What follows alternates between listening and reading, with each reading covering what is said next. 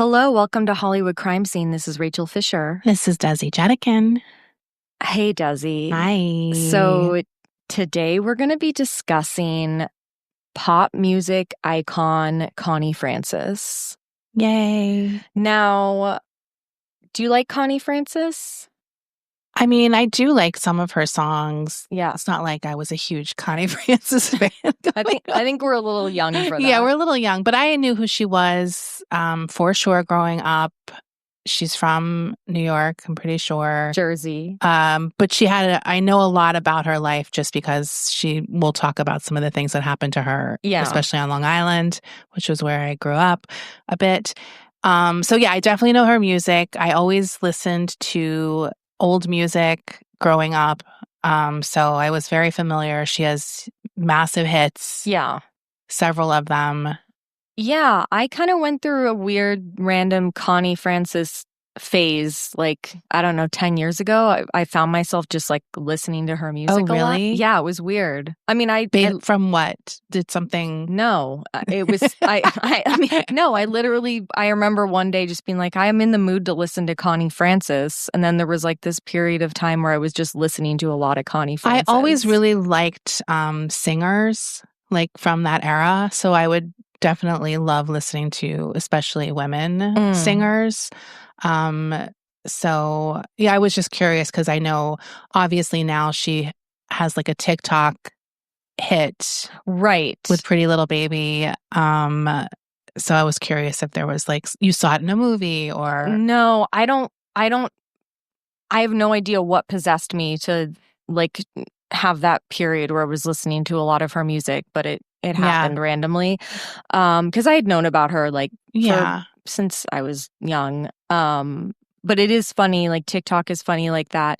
The most random songs from the past will go viral, and I always want to know who started that? Who's the origin? Whenever a young person I know knows a really old song, I know it's from TikTok. Because it's how do you, or it's even things that are not Connie Francis old, but some old Radiohead song all of a sudden will be a number one hit. Yeah. It's just so weird. It's so weird. It's such an interesting, it's great for artists, I think.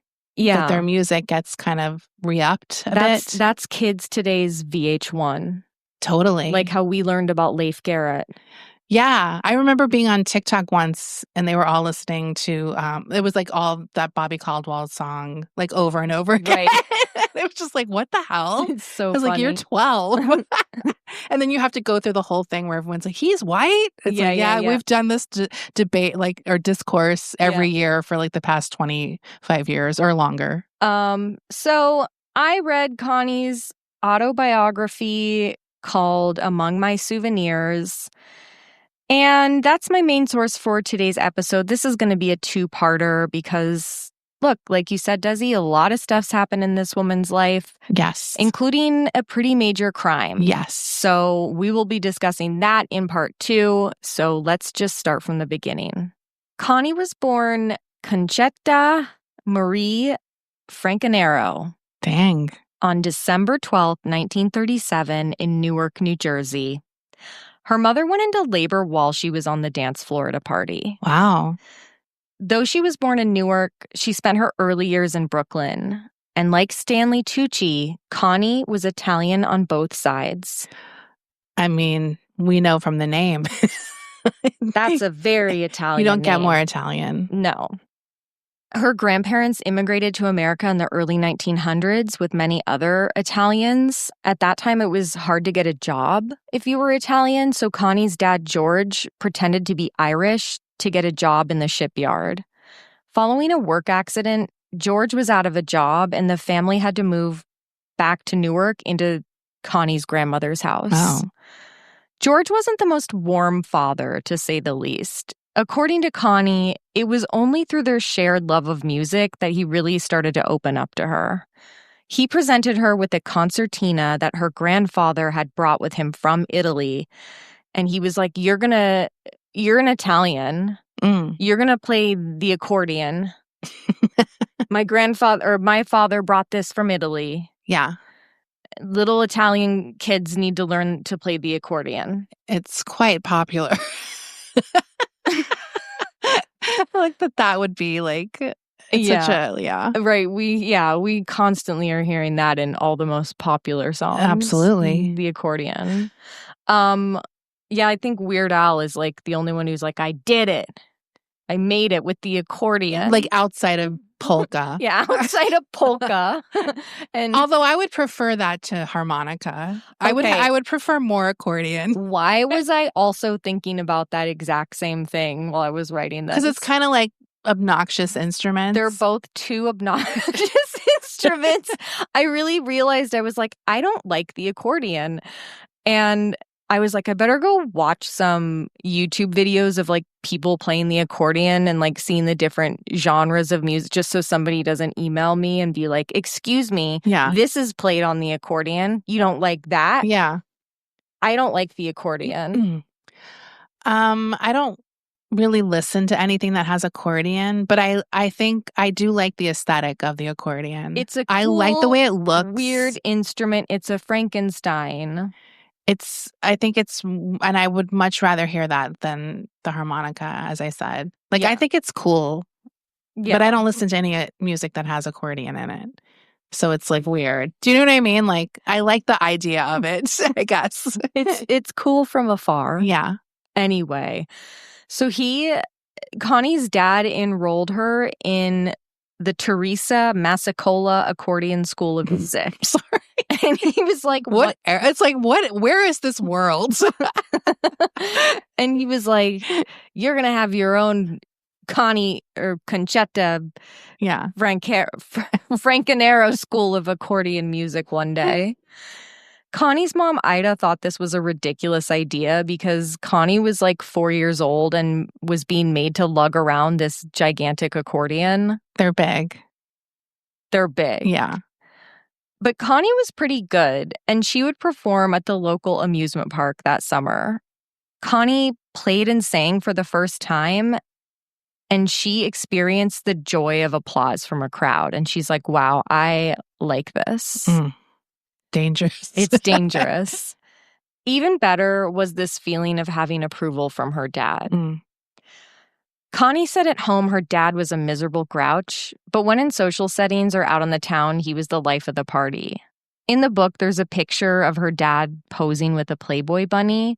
He's shirtless, he's wearing a little hat, and the caption reads, Daddy and a bunny at Playboy Hotel, Florida, in parentheses, revolting old man. Oh. So she does not have a lot of great things to say about her dad. Damn. And for good reason, yeah. I think. On the following page, there's a picture of her dad with Lonnie Anderson. Wow. So he had a type. He definitely had a type. He also just like loved celebrities and like taking like, oh my God, look, it's Lonnie Anderson. That's so funny. I think really old men loved Lonnie Anderson. Of course. Connie said of her dad, I will always credit my father with almost every professional success I enjoyed. But as I really began to delve into the writing of this book, I also now attribute to him almost every personal failure I'd ever suffer as well. Damn. Connie reminisces fondly about spending summers with her family, including her cousins and aunts and uncles, going to the Jersey Shore, her mom's Sunday gravy, and the dad's homemade sausage.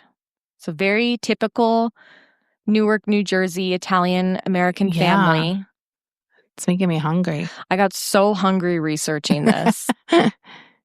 When she was 5, Connie's family moved to a different neighborhood. It was a very Jewish neighborhood, and she heard Yiddish for the first time, and she was both mesmerized and baffled by this language. She's like, it's so weird, but I'm intrigued by it. Eventually, Connie would learn Yiddish and go on to record songs in both Yiddish and Hebrew, including Hava Nagila. Wow.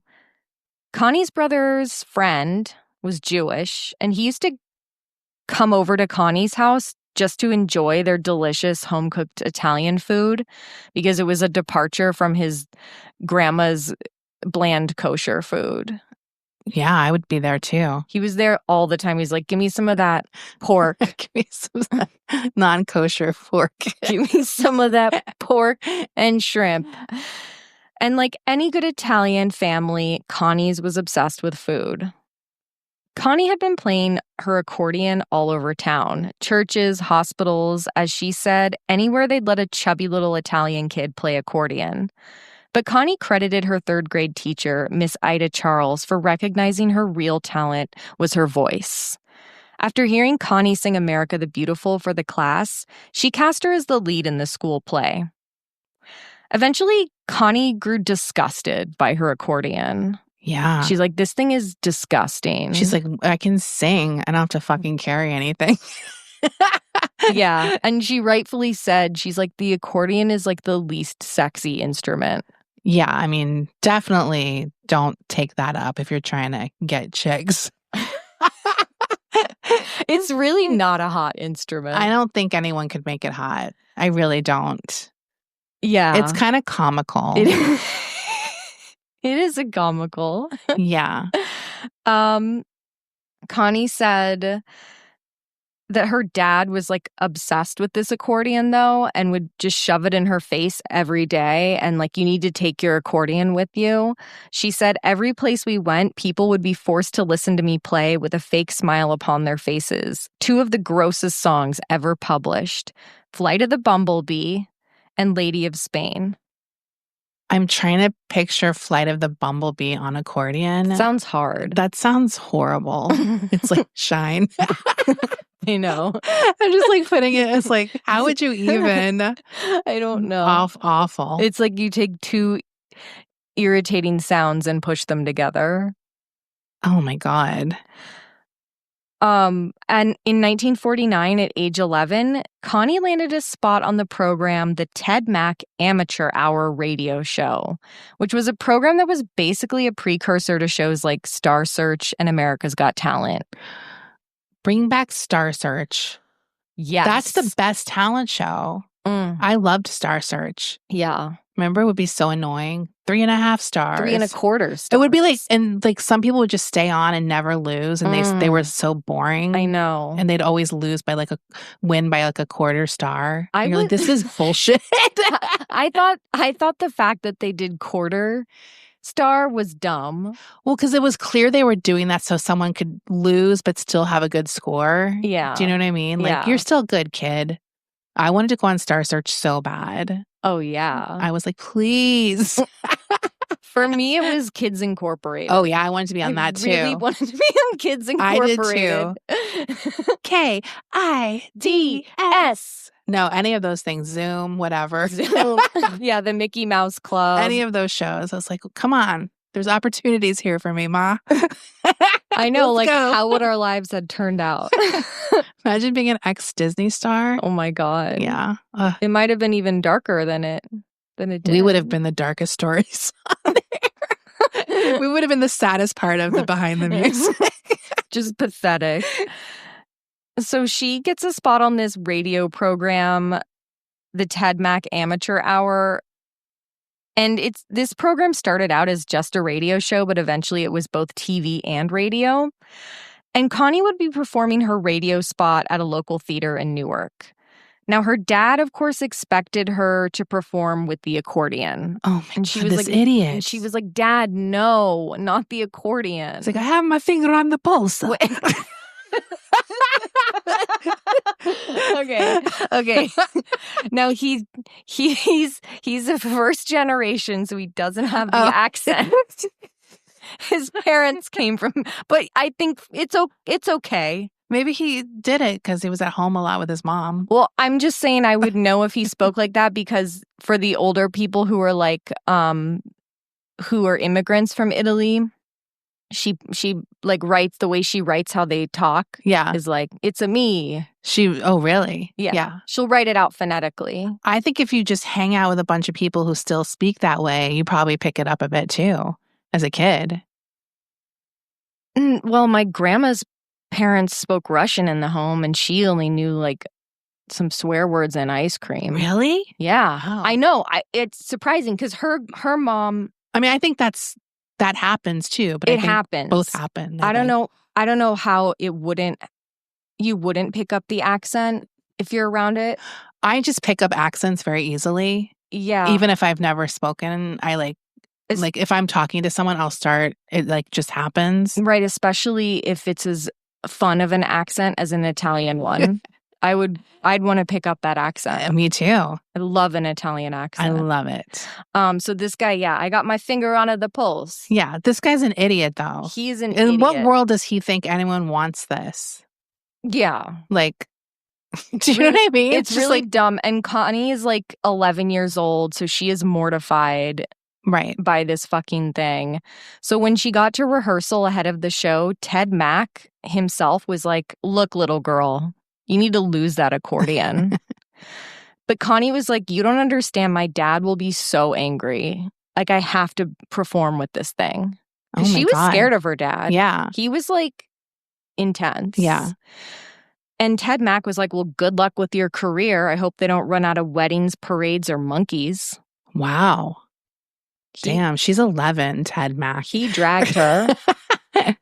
That night, Connie performed St. Louis Blues with her accordion, and she came in third place.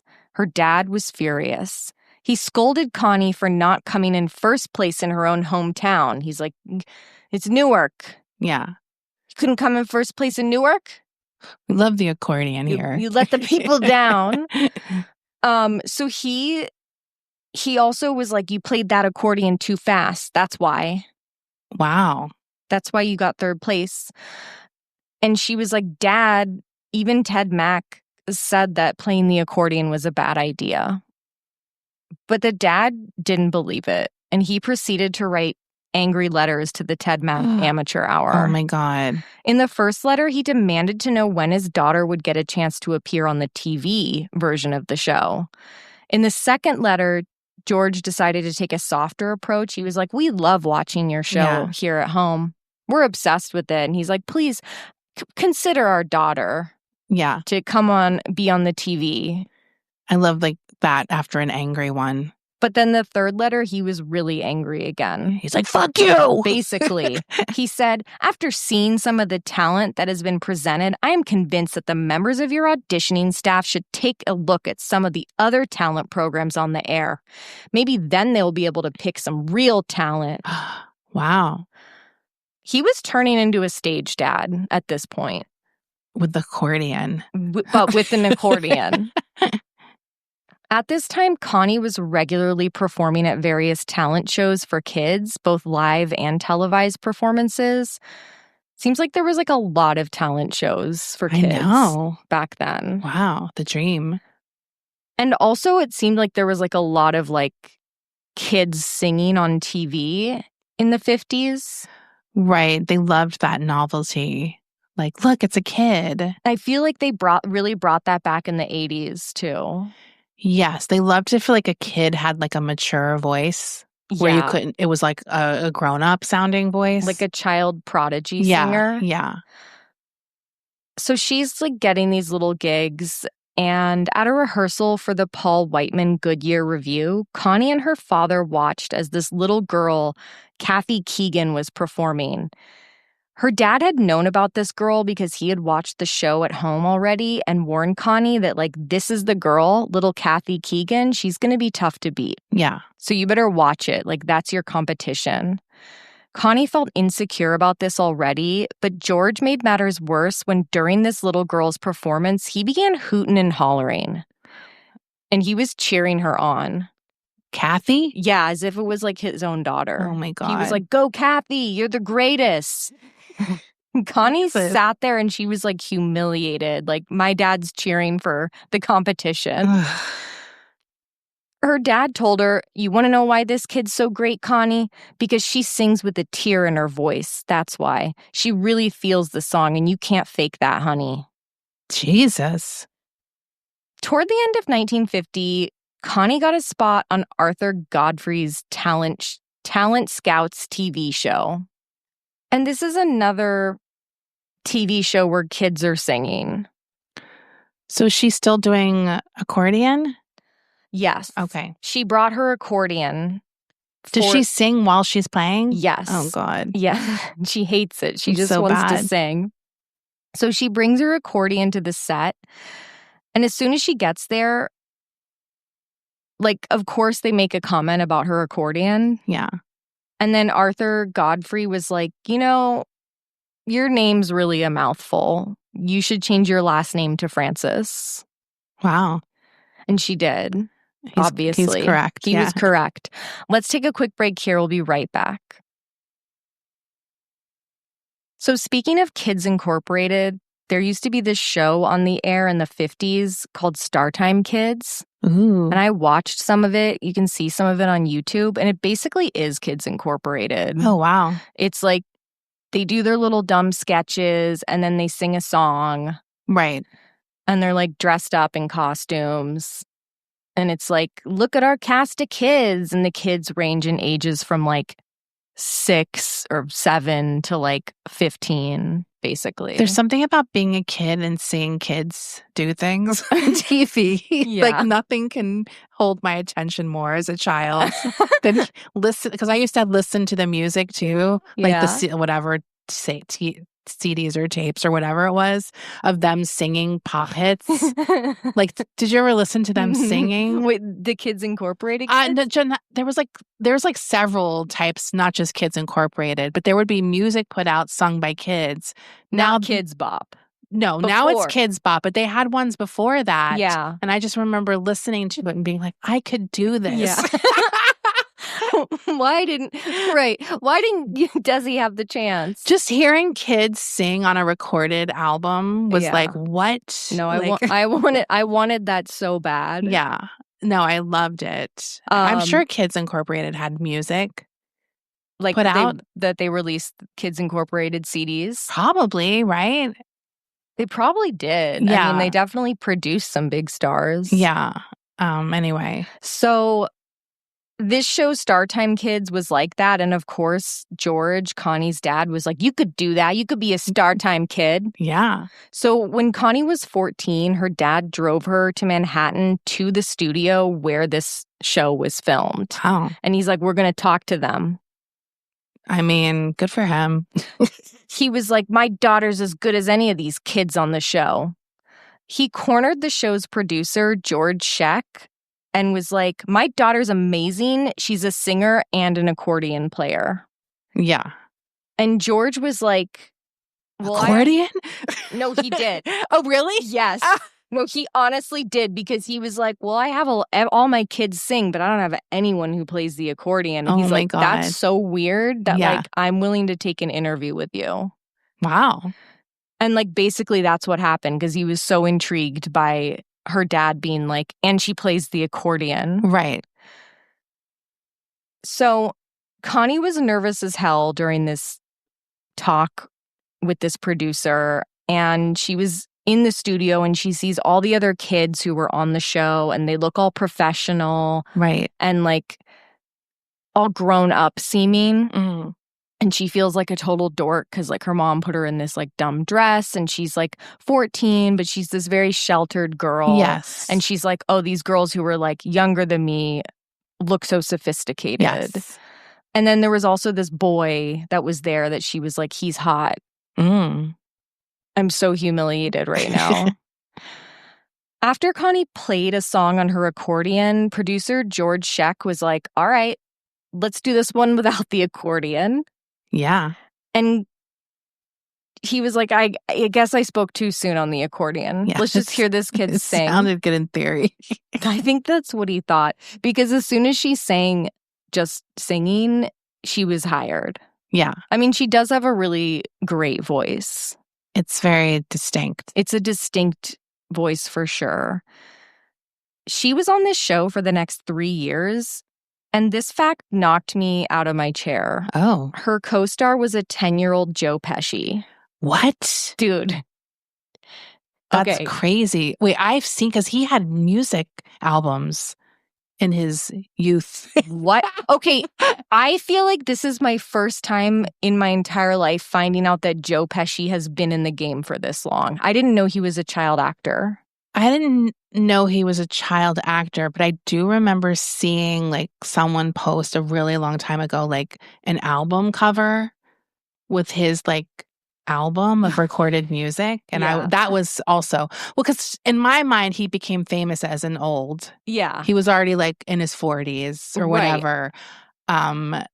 So you're right. Like the fact that he had this career going back to childhood is crazy. And that he was like singing. And seeing him anything younger than 40, it's disturbing. It's like, it's like, no, that's not him. It's not. That's not Joe Pesci. This is The Matrix. He started at My Cousin Vinny and Home Alone. Yeah. He started in what was he in before Home Alone?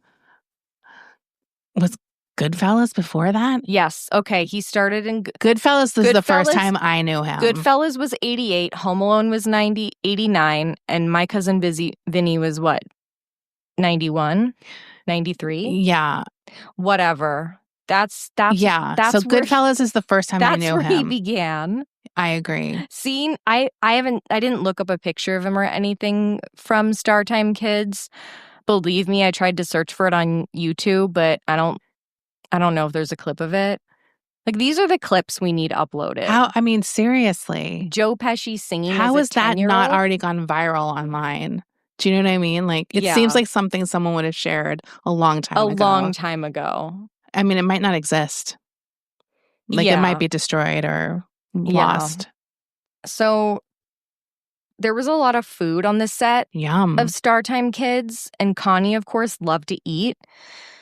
But she had already gotten a comment from the producer about, like, hey, maybe you should watch it with those salami sandwiches. Oh. And Connie was like, that's classic. Really upsetting to hear if you're 14 years old. It's also probably really upsetting to hear anytime. But the worst comment came from her cast crush, this guy, Lenny Dale, who told her, you should really pick up the accordion again because it almost hides your shape on camera. Oh, no. And then he said, hey, next time you do Godfrey's Christmas Time show, you should play Too Fat Polka. Jesus. This kid needs to be pushed out of the window in a skyscraper. He's such an asshole. What a dick. What a fucking dick. Who and where is he now? Nowhere. Where is Lenny Dale? What an asshole. We don't know. I think it was only Connie and Joe Pesci that really had like a career after this show. Yeah. A big one. I mean, seriously. Connie was obviously devastated. And so she's like, well, I got to diet. Oh, no. To add insult to injury of her crush calling her fat, Connie caught Lenny and one of her female co-stars having sex on her bed when they were staying at a hotel in the Catskills where they were performing. Ew. So she like walked back into her room and this guy and one of her co-stars were fucking. In her bed? In her bed. Why? That's so gross. Yeah, it was like really gross. And so Connie freaked out and screamed. And she ran and got her mom because like she did not know anything about sex. Right. She probably thought he was like attacking her. She thought it was wrestling. Like she knew enough that it was like naughty. Yeah. But she didn't. Yeah. But her first instinct wasn't like, hey, get the fuck off my bed. It was, I have to get my mom. Aw. So she ran and got her mom. And the mom was in another room playing poker with the other moms. And she's like, you have to see what's going on in my bed right now. Lenny and Rosalie are doing something on my bed. And the mom, Ida, ran into the room, saw them going at it, and she called Rosalie a putana. No. Yeah. She's like this 14-year-old girl. Oh, my God. Connie was very sheltered, like I said, and her parents were very strict. They didn't want her hanging around boys alone, and they insisted that her friends meet at their house. So she couldn't, like, go hang out with friends. They were controlling. Super controlling, but it was really all her father. Right. The mom went along with it. The worst was that her dad wouldn't let her go to senior prom. What? Yeah. That's crazy. And this is something Connie was like still upset about well into adulthood. Because her dad took away that like moment from her that people remember. Yeah. At the same time she was doing Star Time kids, she was also working as a demo singer. So like what Mariah Carey was doing, and like lots of artists, where they go in, they sing songs that have been written, and then those songs get shopped around to different artists. Right. They want to have someone singing them so you can kind of hear it. Yeah. According to Connie, at one point, Jerry Catena of the Genovese crime family wanted to help her get a record deal. Oh, my goodness. Now, he was allegedly connected to Connie's uncle Ray. So he had to sit down with Connie's dad, George. But George knew not to get his daughter mixed up in all of that. So he was like, no. And thankfully, Jerry was like, okay. Wow. Like, he respected him. And they, like, I guess these guys, like, they also were protective of Connie. Right. So he wasn't going to, like, push it or threaten him in any way. But despite Connie's dad's rapport with Catena in public, in private, he loathed the mob.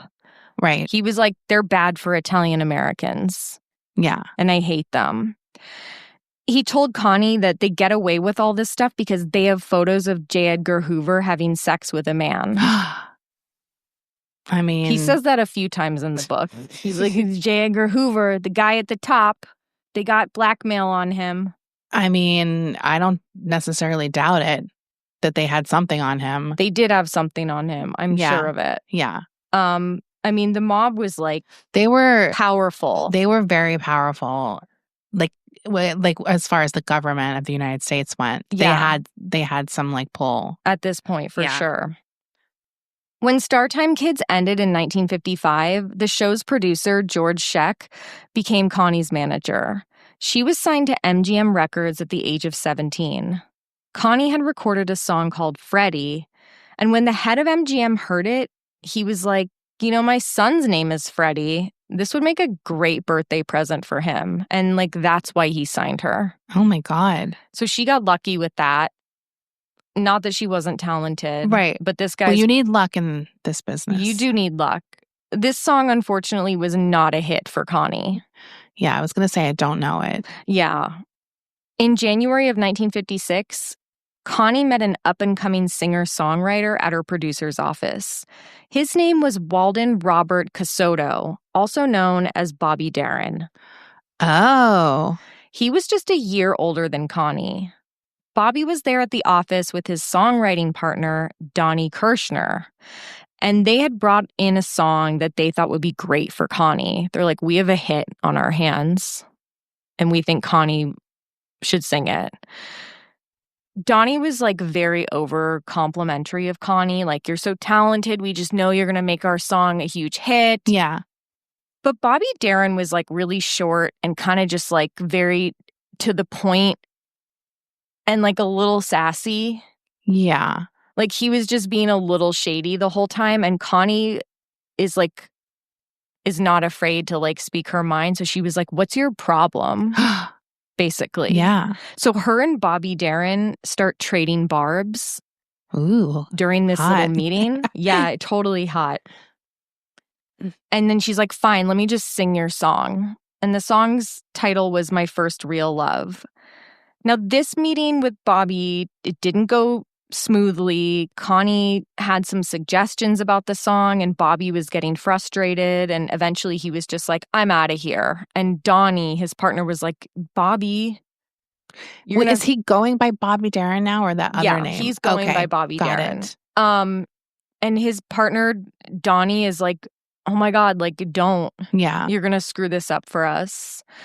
But Bobby's just like, do you want our song or not?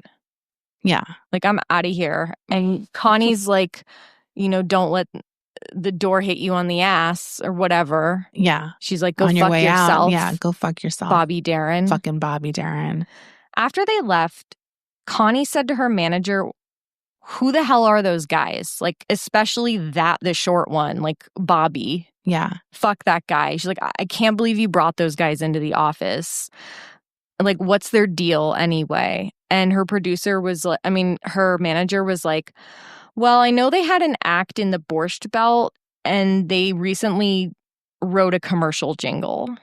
So they're not big yet. Not even close. Yeah. They're hustling. Right, but acting like jerks. Well, just at least Bobby. Bobby was acting like I'm too cool for school and like making jokes and just kind of like, we don't need you. We don't need you. We're great. And like, I'm busy. Yeah. I got a lot of stuff to do.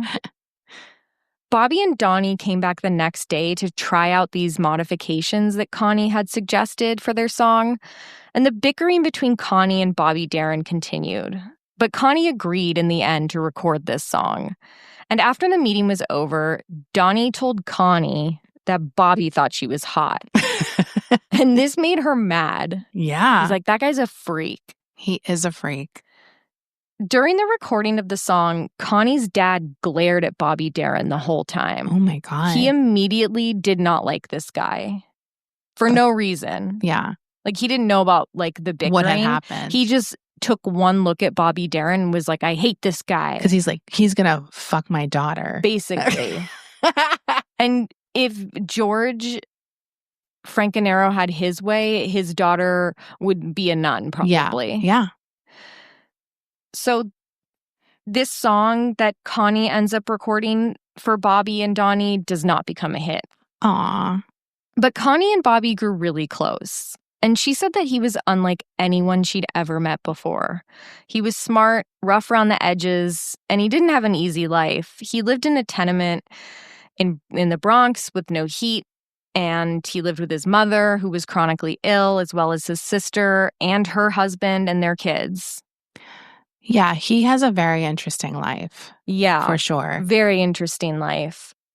Bobby himself suffered health problems. He had a weakened heart. Yeah. So he was convinced that he was only going to make it to the age of 25 or 30. Yeah. So that sort of explained why he was like, you like the song or not? Like, I gotta He's go. like, I'm busy. He's got no time to waste, and he has like big aspirations. And he does die young, very young. He does, yes.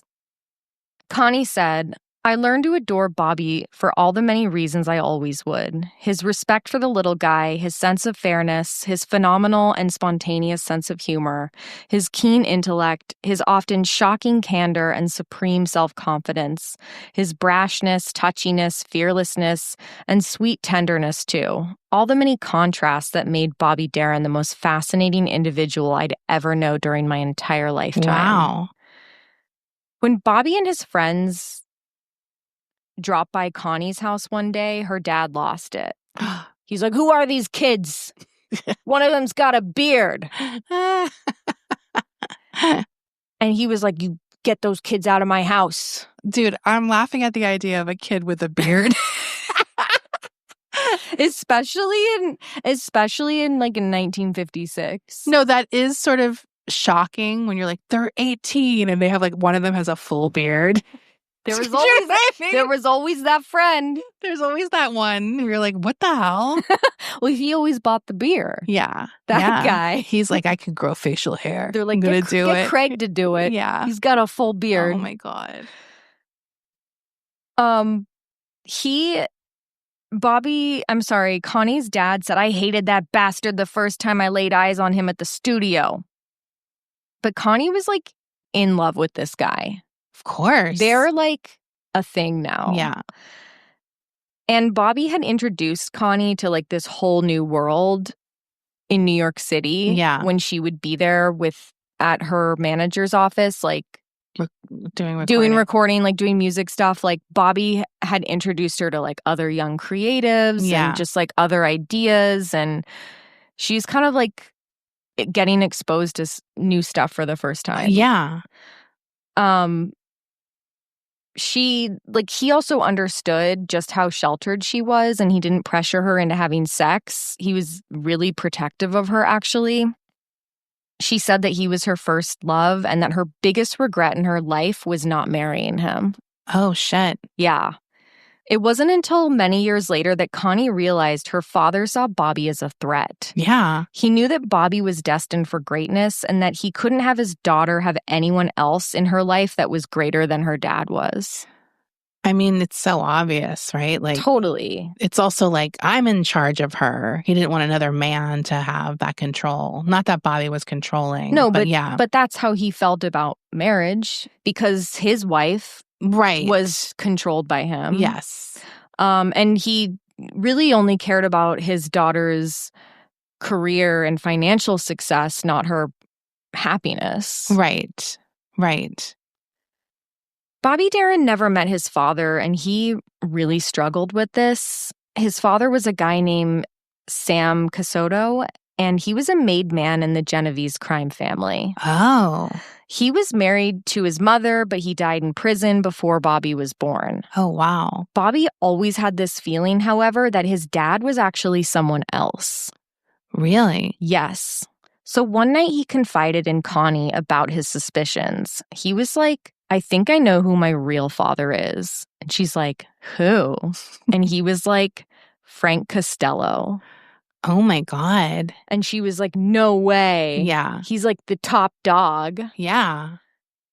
And Bobby was like, here's how I know. My dad, alleged dad, Sam Casoto, was at one point doing a small liquor business with Frank Costello. And Costello knew my mom. He was even the best man at their wedding. And so they did know my mom. He did know my mom. So it could have happened. And he's like, look at this photo of him. It looks like me. Yeah. I don't know. He was just so convinced, and he would kind of spiral about this. Yeah. At the time, Bobby had no idea the amount of secrets that his family held. A little over 10 years later, his older sister Nina revealed to Bobby that she was actually his mother. Oh, no, not one of those. It's one of those. And that his mother, who raised him, was actually his grandmother. That's so crazy. So his whole world just implodes at this point. And Bobby also hated his sister. Wait, so does that mean his sister fucked Frank Costello? Well, Connie thinks so in her book. Oh. Yeah, Connie thinks that bolsters the claim. She's like, I bet Frank Costello fucked the sister. Yeah. And that's what happened. Yeah. Anyway, so Bobby already hated his sister, and I'm sure learning this information only made him hate her more. Why'd he hate her? He said she was like a drunk. Oh, damn. And just she was a slob, and just, I don't know. He had not so nice things to say about her. And on top of it, Nina refused to tell Bobby Darin who the father was, because he's like, well, who's my dad? Who's the father? And she's like, I'm not telling. And she never told anybody, and she died and never told anyone. Ugh, you can't you gotta leave your secrets when you die. You gotta be like, okay, here's what happened. It's so I feel like mean you gotta not to. Yeah. It's so mean not to. And according to Wikipedia, I don't know how many sources there are on this, but according to Wikipedia, it wasn't until 2020 when the identity of Bobby's biological father was discovered through familial DNA. Oh. So I think Bobby Darin's son spearheaded this investigation, maybe. Anyway, according to this, Bobby Darin's biological father is a guy named Emilio Milton Lepore. Oh. I don't know who that guy is. I don't either. He's not a famous guy. No. But I was looking at pictures of Frank Costello, and I'm like, yeah, I can see it. I could see it. Right. But, yeah. Anyway, we probably will do a Bobby Darin episode at one point, because he had so many crazy things happen. Right. Well, he was with, what's her name? Sandra D for a long time. Yeah. Also, he has one of my favorite things an artist has, where they are this 50s, whatever, Mac the Knife kind of Rat Packer type singer. And then they try to go hippie. Yeah. No. I know. That's one of my favorite transitions. But it's also one of the saddest transitions to me, because it sort of reminds me of when the hair metal guys got left behind because of grunge. Yeah. And it's oh, you're so relevant now. Yeah, just with his transition to kind of a folksy hippie, whatever, it's just so, I don't know. And it was critically panned too. Nobody liked it. No, I mean, I feel bad for those guys who got really famous during the height of a very specific style of something. Right. And then that style is just completely is done. Right. And then it's you have two choices, like retire or do like the casino circuit or like the old, whatever, those type of concerts where they have the oldies. Exactly. Like I can't think of anyone who was like successful. Elvis. Yeah, but he didn't really do hippie. No, but you mean successful in doing that transition of genres? Yes. Like Elvis definitely. I'm saying he was successful in going the casino route. Oh, yeah. He was very successful. And he had hits in the 70s, too. Right, correct. I'm just trying to think of someone who genre switched so extreme. And that people, do you know what I mean? And that people were like, this is great. I mean, a lot of people tried. Of course. Like even Frank Sinatra did like a Beatles cover, right? Like, it's just funny to me. Yeah. Because it's like, we should be encouraging them to continue to explore their artistic side, right? Right. But it's just too, is it real? I think that's the thing. Is it authentic? I guess the Beach Boys. You mean when they did Kokomo? No. They went full 80s? No, I mean like their first albums to Pet Sounds. Yeah. I don't think it's as extreme of a change, though, to me personally. Yeah. Do you know what I mean? Like, it's definitely different, but it's sort of like, I don't know. Like, going from Mac the Knife to, like, singer-songwriter is just very extreme. That's so true. Plus, it was all in the same decade with the Beach Boys. Yeah, I don't know. I mean, there might really be someone, interesting. But it's like it's just a very funny thing that happened a lot in the 70s. Yeah, it's just like very specific to that time. Because the landscape of music, like by the late 60s, the landscape of music like completely changed. It's also sort of a trope that's in music movies a lot of times, right? Where they try to be like, no, I hate the war, man. They like grow their hair long, just like. Do you know what I mean? It's like they're gonna write a song about it, but no one believes, and everyone's like, no. Everyone thinks they're a poser. Yeah, exactly, because they're too old for the young guys. Exactly, and even though they're like 34, right? Like it's like when the hair metal guys are like, yeah, I'll cut my hair off. You like that? Yeah, no, it's so crazy. That would be a very interesting discussion. Just like people who try to transition. Oh. I'm fascinated by it. I need a list of this. Yeah, I agree. I need a full list. I agree. And then I just think his is a very extreme example. It's like a very famous one. Yeah.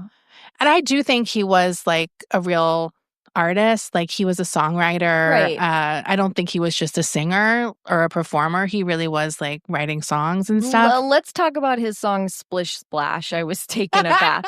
Can I? Okay. I've always thought that song was hilarious. Because like what? But today I put on a video of him and he's like really boogieing in this performance. He's moving. Yeah. He's really going for it. But I was listening to the lyrics and thinking, this song is crazy. Like, do you know what that song's It's an insane song. What the fuck? Because it's like, why is a party going on? And you're in a bath and you didn't notice? Like, are you high? What the hell? Are you the host? Just like, is it someone else's house? How do you even think of this as a subject matter for a song? Do you know what I mean? Like, I want to read a chapter on how he got the idea and how it all came about. Who inspired that? What inspired that? Why did you write that, Bobby Darin? That's also a song I feel like I sang every lyric to at some point, but never put it together for a very long time. Until recently. Like I was just like singing it as if it made sense. Well, also because like, you know how you know that song when you're like a kid and you're like getting ready to take a bath and you think like splish splash. I was taking right. You separate it from the party. The party. Rub a dub just to soak it in the tub. It's a Saturday night. You're in the tub. It's a great song because you're like, you got this guy happy about taking a bath. And then all of a sudden he's like, what? Record scratch. He goes downstairs in a towel and the room is filled with people popping their pussies in his living room. Yeah. And he's like, I'm in a towel. What do I do? I was taking a bath. How was I supposed to know? There was a party going on. That's what he says. This is crazy. It's your house, dude. some more contacts here. Desperately need. See, now I'm sad that he's gone because did anyone ever ask him? Did anyone? This is the type him? of song we need, like the response song. Where it's like a girl, she's like, you said we had a party. I came with my friends. You were upstairs splashing around. Do you know what I mean? I want to hear the party people's version of what happened. I want to hear their point of view where they're like, it was really awkward. The host is in the tub. I just wanted to know where I could get a bud. Yeah. You shouted down the stairs. It's in the fridge. I shouted back up. What? I can't hear you. Then you shouted down. It's in the fridge. Yeah. It's so, yeah. And he just comes down and everyone's like, what the hell, dude? You're in a towel. Are you fucking high? This is embarrassing. My wife is here. Like someone's covering their wife's eyes. Yeah. And she's like, oh. And like he has a boner in the towel. It's like a pitch 10. He's pitched a 10 in the, because you know those towels from the 50s were real thin. Those thin, itchy terry cloth. The itchy 50s towels. Oh my God. Anyway, that's who Connie's falling in love with. Just a 20-minute. I had to talk about it. I had to. Of course. And now I'm convinced we really need to do a Bobby Darin episode. We've got to. So one night when Bobby was dropping Connie off at home after a date, Connie saw that her luggage was parked outside of the house. Uh-oh. And it was packed. So like her dad was so angry that she went on a date with Bobby that he was like, packing your shit up? Yeah. You're not staying in my house. What a jerk. Bobby saw the luggage and then immediately decided this was a good time to propose to Connie. Nice. He was like, let's just get out of here. Yeah. Like, let's get married and let's just like do our life together. And she was like, are you crazy? My dad'll kill us. Mind you, Connie is 18. Yeah. But she's terrified of her dad. Yeah, she needs to get out. And Bobby was like, who cares? Let's just go. And they got in his car and started driving. And then Connie was like, okay with it for a minute and then started freaking out. And she was like, oh my God, stop. And like they pulled over and she's like crying and he's consoling her. And he's like, it's going to be okay. Like, it's fine. Like, we're going to make it. We're going to be okay. But your dad is psychotic. Yeah. And like, I can't take it anymore. And you just can't go home to him and like give in to him anymore. Like, you can't do this. Like, it's bullshit. Right. And you said he's only like a year older than her? He's 19. Okay, so he's young too. They're both young kids. And Connie is like, you have to just take me home. Like, she relents. Like, she can't help it. Like, this is the cycle she's stuck in with her dad. And they ended up breaking up that night.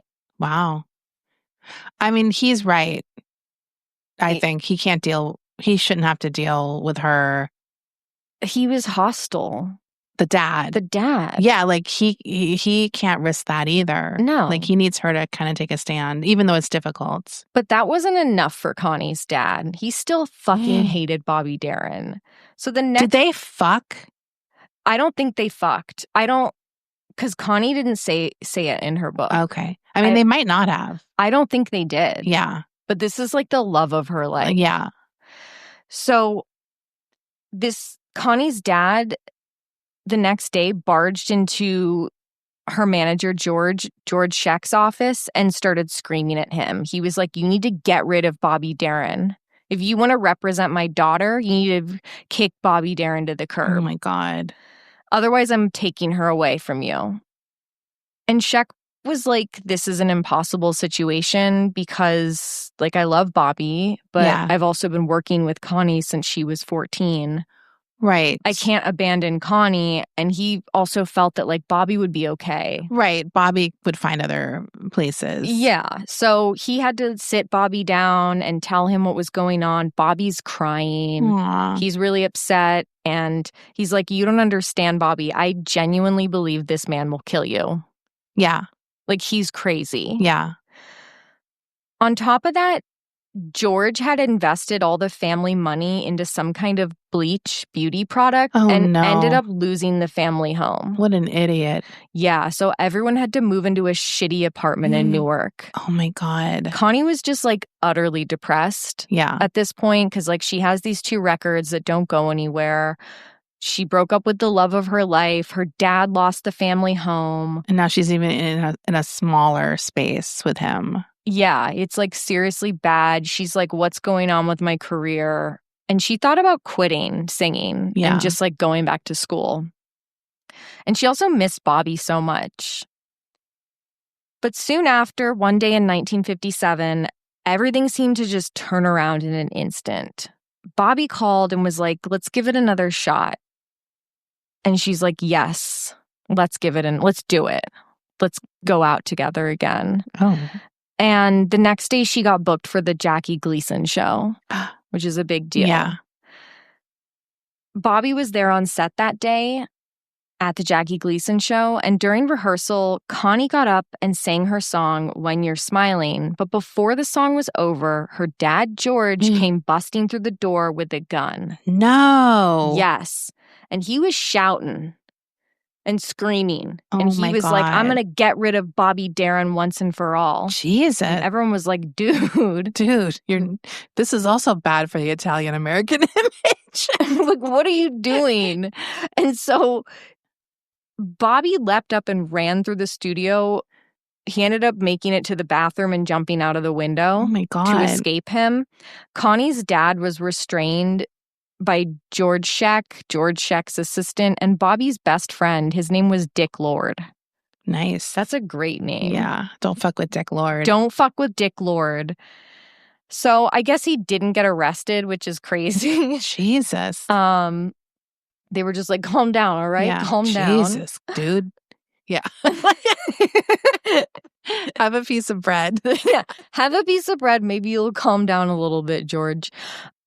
During her live performance that night, Connie forgot the words to her song because she was so agitated and like traumatized by that. That's crazy. She couldn't do her performance and she was like so crushed because this was like such a big moment for her. She talked to Bobby on the phone that night and he consoled her and he was like, you're going to be a star. Like, don't let anyone tell you any different. You're amazing. I love you. All this stuff. But sadly, the relationship was just over for good. Right. That was it. He can't get killed.